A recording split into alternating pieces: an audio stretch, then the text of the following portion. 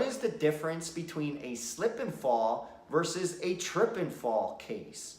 When it comes to proving your case and making a personal injury claim, there actually is a huge difference between these two types of claims.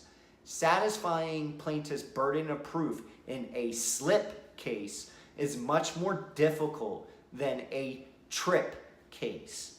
When discussing the difference between a trip and fall versus a slip and fall injury claim, the main issue is whether the defendant had knowledge of the dangerous condition. Here is a hypothetical example.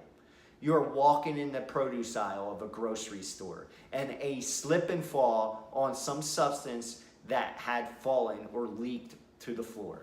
How do you prove how long that substance had been there? What if the store keeps a cleaning log that shows that an employee checks and sweeps the floor every half hour? As you can see, it may be difficult to meet the knew or should have known requirement under this type of circumstance. The second hypothetical scenario. You are walking toward the entrance into a restaurant.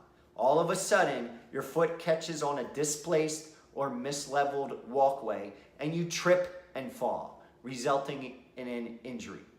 You look back at where your foot caught and you see that there was a big gap in the expansion joint, that there were slabs of slidewalk were uneven and offset from one another.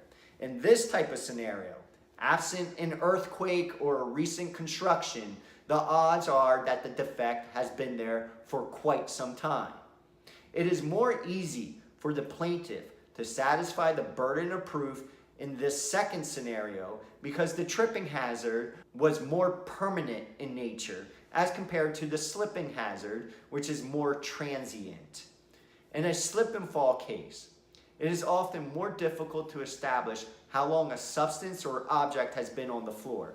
This can make it very difficult to establish that the defendant knew or should have known about the existence of the dangerous condition. In a trip and fall case, the plaintiff's burden of proof is more easily satisfied. Many times, through depositions or discovery, the plaintiff's lawyer can establish that the defendant's employees or even its management had been in the area of the defect prior to the time the trip and fall injury accident occurred. This evidence may be used to show that the defendant had actual knowledge of the dangerous condition, or upon reasonable inspection should have known of the danger.